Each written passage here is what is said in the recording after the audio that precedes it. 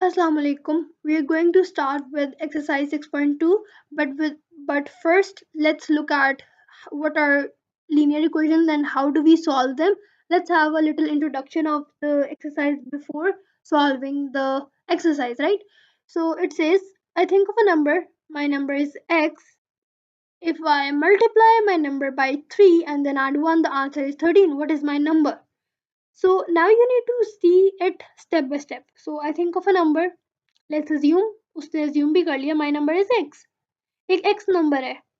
And if I multiply my number by 3, if I multiply it by 3, then I add 1, the answer is 13. So what is my number? So for that we just need to see हमें अब उसको steps को combine करना है. We have a number x, we multiply it by 3 and then we add 1 and the answer is 13. So what is my number? How do we do that? We go, अब अगर मैंने इस question को solve करना है 3x plus 1 is equal to 13, how do we do that?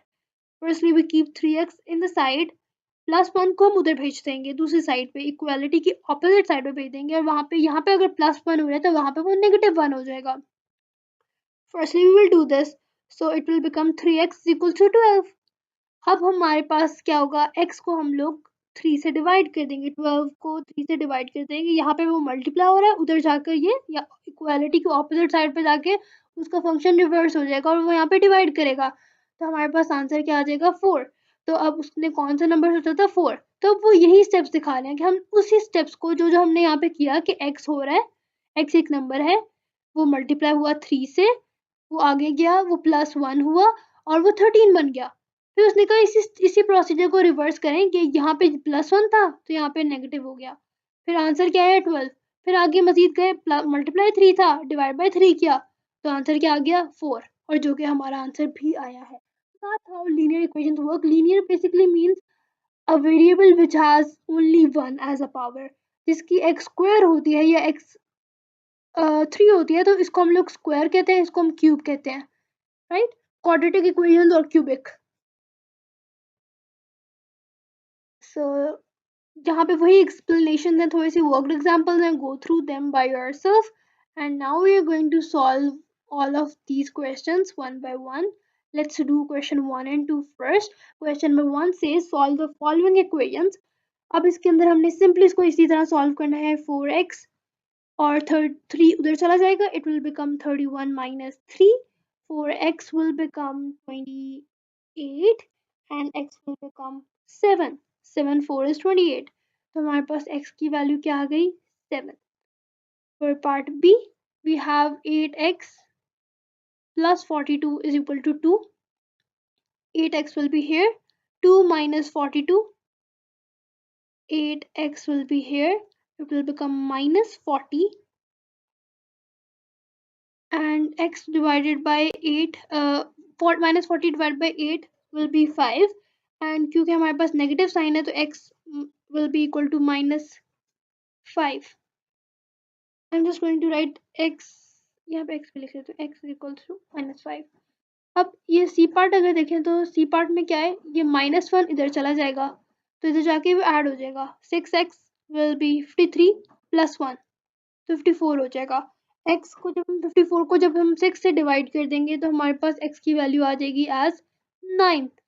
D part में अगर हम लोग देखें यहाँ पे -4 है, x को हमने सब्जेक्ट बनाना है, यानी x को एक आइसोलेट कर देना x एक जगह पे, तो ये -4 इधर जाके जब -66 के साथ यहाँ पे +4 बन जाएगा, यहाँ से वो कैंसिल हो जाएगा, तो it will become -66 plus 4 is -62 and x divided by -62 divided by 7 will be, ये सॉल्व नहीं होता मेरा ख्याल है, यस. तो हम इसको एज इट इज रहने देंगे और हम लोग अपना जो आंसर लिखेंगे वो बस ये लिखेंगे x is equals to -62 over 7. Now for the part E हमारे पास है 9y plus 7 is equal to 52. यहाँ पे वो वेरिएबल चेंज कर रहे हैं, उससे कोई फ़र्क नहीं पड़ता, हमारा काम उसी तरह होगा. तो ये क्या होगा, 9y इधर हो जाएगा, 52 minus 7 हो जाएगा, और 52 को अगर हम लोग 7 से माइनस करें 2 इधर चला जाएगा, 5 45 हो जाएगा. 9y is equal to 45 and we know that 9 into 5 is 45, so E will be 5. Y will be 5 because this is 9, this is 45. Y is equal to 45 divided by 9. Right. So part F, 11n minus 19 is equal to 102. 11n is equal to 102 plus 19. 11n, और अब हम लोग इसको simply add करेंगे. It will become 121, and n divided by 121 divided by 11 is 11 in fact, because तो यहाँ पे n हमारे पास 11 आ जाएगा. Alright, so I thought let me just write all of it down because the questions are really simple and I will just go through how do we do that. 12q minus 7 is equal to 14. 12q is equal to 14 plus 7. 12q, 14 plus 7 will be added, and then 12 will be divided, and we will just simplify it further, and 7 by 4 will be the answer. Next हम यहाँ पे 7/4 लिख भी लेते हैं. ठीक है, q is equal to 7/4. H क्या है? 2060 प्लस 3 इज इक्वल टू 106. तो ये 3 जो है इधर जाके माइनस हो जाएगा, सब्ट्रैक्ट हो जाएगा, और फिर जो 206 है वो 103 से डिवाइड हो जाएगा, और 1/2 हमारे पास आंसर आ रहा है, तो t is equal to 1/2. Now for I part 2x plus 1 into 3. यहाँ पे जाकर let me change switch the colour so it's much more visible. So 3 यहाँ पर 8 से मल्टीप्लाई हो रहा है, और जब यहाँ पे मल्टीप्लाई हो रहा है तो हमारे पास ये 24 बन गया, और 24 माइनस 1 किया एंड 23/2 हमारे पास फाइनल आंसर आ जाएगा. x equal to 23/2. J part के लिए क्या है कि अब यहाँ पे ये फुल नहीं लगा हुआ था दिस डिवीजन का साइन, कि 3 इन सबका डिनोमिनेटर नहीं है, वो सिर्फ 2x का है, तो +1 को हमने उधर भेज के -1 कर दिया, और 2x divide by 3. 8 minus 1 is 7, और फिर 3 7 से मल्टीप्लाई हो जाएगा, and 2x is equal to 21 हो जाएगा, और फिर हम लोग जब इसको डिवाइड करेंगे तो हमारे पास x जो है वो 21/2 आ जाएगा. ये पार्ट के लिए 3x/5 plus 11 is equal to 21. 11 उधर जाके सब्ट्रैक्ट हुआ, फिर उसके बाद 3x/5 एज इट इज रहा. 5 को हमने 10 से मल्टीप्लाई किया, और फिर 3 को हमने जाकर डिवाइड कर दिया, तो हमारे पास के का आंसर आ गया x is equal to 50/3. L part में 2 को यहाँ पर x से मल्टीप्लाई किया, x plus 3 is equal to 2x. 3 is equal to 2x minus x, फिर इसका आंसर 1 आ गया. x इज इक्वल टू 3 भी लिख सकते हैं, 3 is equal to x, same बात है, बस हमने आंसर में इस तरह से लिखना होता है. वैसे भी एग्जाम्स में हमें यहाँ पर स्पेस अलॉट की जाती है. यहाँ से 3 को 3x से मल्टीप्लाई कर दिया तो हमारे पास 9x हो गया. 2x माइनस 1 जो है ये इस तरह आ गया इज इक्वल टू 9x. -1 हमने इधर ही रहने दिया, जो छोटी वैल्यू है हमने उसको उधर भेज दिया, रादर देन कि हम लोग 9x को इधर लेकर आते और वैल्यू को नेगेटिव करते. हमने इस तरफ भेज दिया कि x हमारा पॉजिटिव रहे, जो सब्जेक्ट बनाना है वो पॉजिटिव रहे. तो -1 is equal to 9x minus 2x हो गया.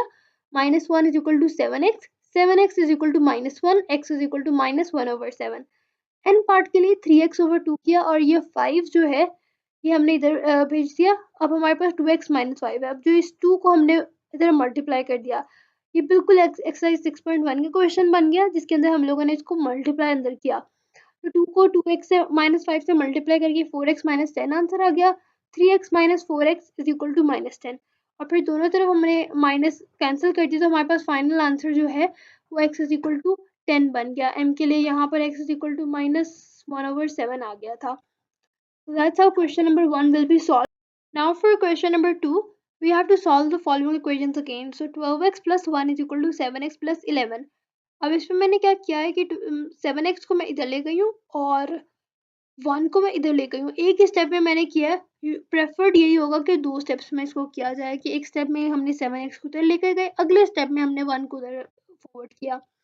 12x माइनस 7x 5x हो जाएगा. 11 माइनस 1 10 हो जाएगा. 10 डिवाइड बाई 5 जो है वो x इज इक्वल टू 2 आ जाएगा. आई एम सेइंग कि ये इसको अलग अलग स्टेप्स में करें, ताकि अगर आप बिगनर या नहीं स्टार्टिंग में होता तो थोड़ा सा ईजी हो जाता है, उसको देखने में कोई प्रॉब्लम नहीं होती, कोई मिस्टेक नहीं होती. समटाइम्स ईजी क्वेश्चंस भी जो होते हैं वो मिस्टेक हो जाती हैं, सिली मिस्टेक्स हो जाती हैं. So it's a very good way to avoid silly mistakes. 6x plus 1 is equal to 7x plus 11. तो 1 को इधर रहने दिया मैंने, 7x plus 1 11 करके 6x को मैंने इधर फॉरवर्ड कर दिया, इधर चला गया. अब मैंने यहाँ पे 7x और -6x को एक साइड पे रहने दिया और +11 जो है वो मैंने उसको इधर शिफ्ट कर दिया, -10 हो गया और फिर x की -10 वैल्यू आ गई। सी पार्ट के अंदर 6y और ये 3y को मैं इधर ले गई और 1 को मैं इधर ले गई, दोनों की जगह मैंने स्वैप कर दी। 6y माइनस 3y 3 हो गया, -8 -1 -9 हो गया और फिर सिंप्लीफाई करके -3 आ गया आंसर। डी पार्ट के अंदर भी सिमिलरली 11x प्लस -4x को इधर फॉरवर्ड कर दिया तो हमारे पास 4x हो गया, 12 -1 हो गया, 15x इज इक्वल टू 11 और x हमारे पास 11/15 हो गया। ई पार्ट भी बहुत सिंपल था, 8 - 8p is equal to 9 - np 9p। तो 8 इज इक्वल टू मैंने -8p को पहले उधर भेज दिया, पॉजिटिव कर दिया, फिर मैंने इनको आपस में सॉल्व कर दिया, -9 + 8 जो है वो -p बन जाता है, 8 इज इक्वल टू 9 - p बन गया। तो इस 9 को मैंने इधर शिफ्ट कर दिया, 8 - 9 हो गया, इसका आंसर है -1, इसका आंसर -p। दोनों नेगेटिव जो है आपस में कैंसिल आउट हो गए, p इज इक्वल टू 1 बन गया।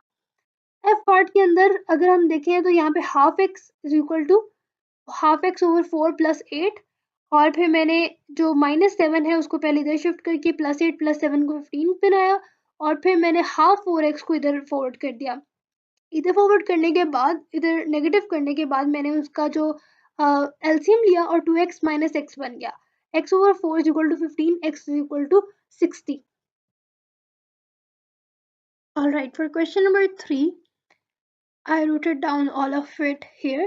So question number 3 says a is equal to 4x plus 1 is equal to 12. तो अब यहाँ पे 4 जो है वो अंदर x से मल्टीप्लाई हुआ और फिर यहाँ पे 1 से भी मल्टीप्लाई हुआ, 4x plus 4 is equal to 12 और 4 इधर जाके सब्ट्रैक्ट हो गया एंड देन 4 डिवाइड हो गया, तो हमारे पास x is equal to जो है 2 आंसर आ गया। बी पार्ट के अंदर क्या है, हमने 2 को भी अंदर यहाँ पर मल्टीप्लाई किया बिल्कुल एक्सरसाइज 6.1 की तरह और 4p + 2 हो गया और यहाँ पे 14, why did I make it 28? I made a mistake.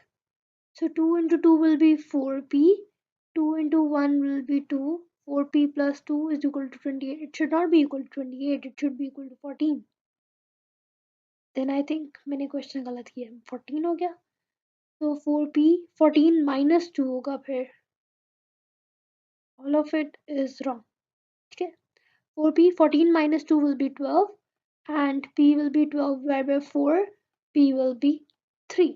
So let me know if I make any other mistakes as well along with it. So for the part C, 8 into 3 is 24t, 8 into 2 is 16, for 40, 24t, 40 minus 16 is 24 and 24 दोनों side से cancel हो गया, t हमारे पास 1 आ गया. Now I'm very conscious if I made any mistake. For the D part, 5m minus 2, 5m minus 10 is equal to 15. ये अंदर यहाँ पे मल्टीप्लाई हुआ, ये इधर से मल्टीप्लाई हुआ एंड देन हम लोगों ने इसको फर्दर सॉल्व करके m is equal to 5 answer निकाल लिया। और पार्ट ई, यहाँ पे -5 अंदर मल्टीप्लाई होगा पहले n से और फिर ये -6 से मल्टीप्लाई करके इसको +30 कर देगा, फिर +30 को हमने इधर भेज दिया और उसको -30 बना दिया, -20 -30 -50 हो गया और ये माइनस माइनस कैंसिल होके n is equal to 50/5 which is n is equal to 10। और पार्ट एफ, 2p - 1 और 2p जो है 2 जो है वो p से भी मल्टीप्लाई होगा और वो -2 से भी -1 से भी मल्टीप्लाई होगा, फिर इसी तरह 7 भी अंदर मल्टीप्लाई होगा और ये वाला 7 जो है ये भी अंदर मल्टीप्लाई होगा। Carefully write all of them down and then p वालों को सारों को एक साइड पे कर दो और जो नंबर्स हैं उन सबको दूसरी साइड पे कर दिया and then further I just solve them और p इज इक्वल टू -5/2 जो है मेरा वो फाइनल आंसर आ गया। फॉर जी पार्ट ये बिल्कुल एफ पार्ट के सिमिलर था कि पहले अंदर उनको सब कुछ मल्टीप्लाई किया, ठीक है, और यहाँ से भी दोनों तरफ से मल्टीप्लाई किया और सारी पी साइड्स को मैंने एक तरफ लिख लिया और सारे नंबर्स को मैंने एक तरफ लिख लिया। यहाँ पे थोड़ा सा मैंने चेंज किया था, पहले मैंने दो वैल्यूज़ को जो राइट साइड लेफ्ट साइड पर ऑलरेडी थी उनको सॉल्व कर लिया, उसके बाद राइट वाली साइड को मैं लेकर आई थी, बट इधर मैंने सारों को एक साइड पे कर लिया और फिर मैंने दोनों नेगेटिव साइड्स को कैंसिल करके यह मेरा पी की फाइनल वैल्यू आई।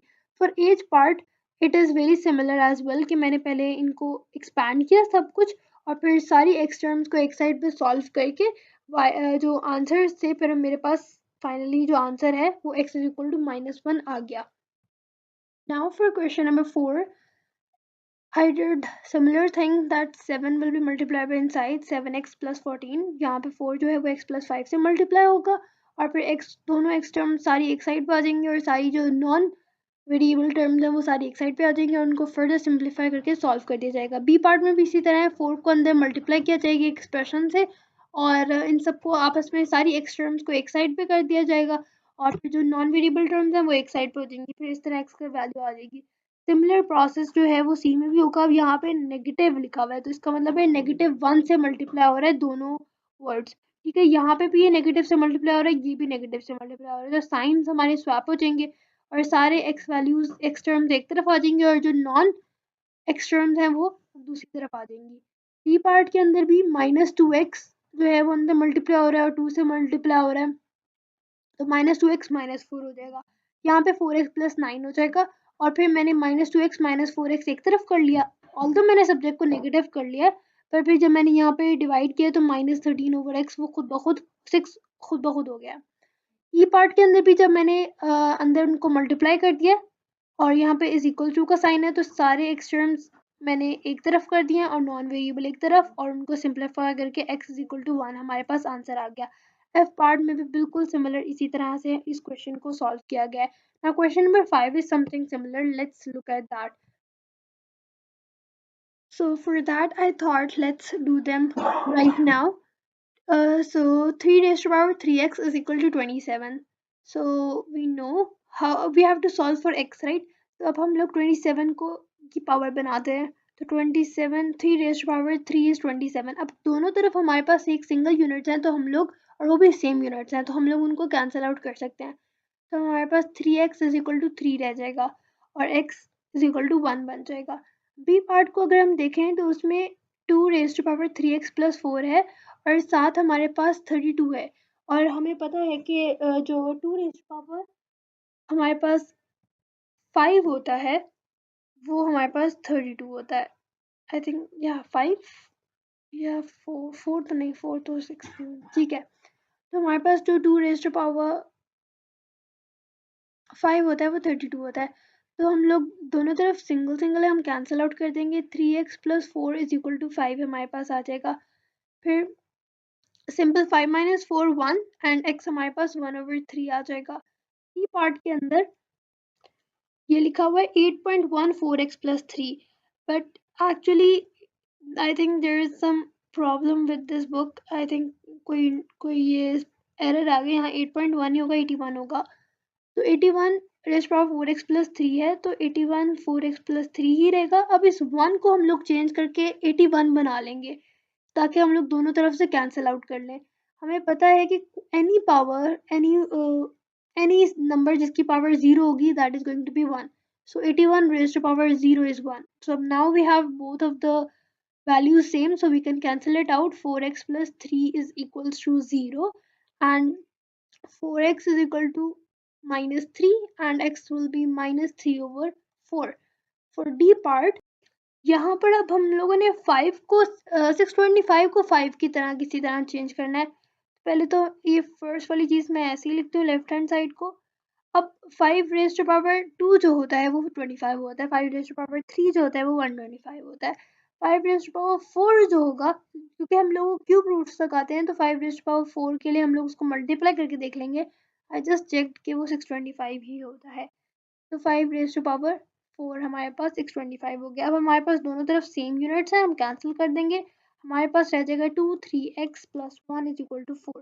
फर्दर इसको सॉल्व कर देंगे। 6x plus 2 is equal to 4, 6x is equal to 4 minus 2 is 2, x is equal to 2/6 that is 1/3। ठीक है, तो डी पार्ट हमारा यहाँ पर इस तरह से कवर हो जाएगा। Now on to our next part which is E. अब ई पार्ट में क्या है हमारे पास 4 raised to power 3x is equal to 2 raised to power x plus 1। अब हम लोगों ने 2 को जो 4 को जो है हम 2 की पावर में कर देते हैं, हम स्मॉलर पावर को जो है चेंज नहीं कर सकते, बड़ी पावर को हम स्मॉलर पावर में कन्वर्ट कर सकते हैं। तो 2 raised to power 2 multiplied by 3x will be equal to 2 raised to power x plus 1. It will become 2 raised to power 6x is equal to 2 raised to power x plus 1. The units are same. We will cancel it out. 6x is equal to x plus 1. 6x minus x will be 5x. तो ये हमारे पास हो जाएगा x is equal to 1 over 5. Now for the last part of this exercise, finally, a 9 3x plus 4 is equal to 27 4x plus 3. Now we cannot convert 27 into the power of 9, but we can surely convert 9 and 27 to some a common power which is 3. 3 पे ये दोनों ही divide हो जाएंगे, तो it is going to become 3 raised to power 2. 3x plus 4 is equal to 3 raised to power 3 4x plus 3. अच्छा, मैंने इसको यहाँ पे मल्टीप्लाई क्यों किया, क्योंकि 9 जो है 9 को हम लोग एक्सप्रेस कर सकते हैं 3 स्क्वायर की फॉर्म में, 27 को हम एक्सप्रेस कर सकते हैं 3 रेज़ पावर क्यूब की फॉर्म में। तो जो पावर की पावर होती है वो आपस में मल्टीप्लाई हो रही होती है। So that's how we do that. So now we can see कि 3 3 कॉमन आ गया, कट हो गया, और अब हमारे पास ये पावर्स ऐसे एक्सप्रेस हो गई हैं।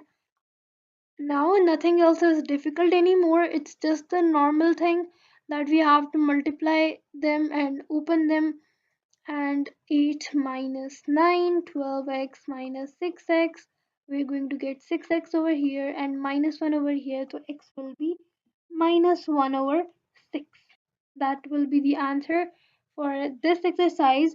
And I hope you understood exercise experiment 2 completely. But still, if there are some problems or any ambiguities in this, let me know in the comments.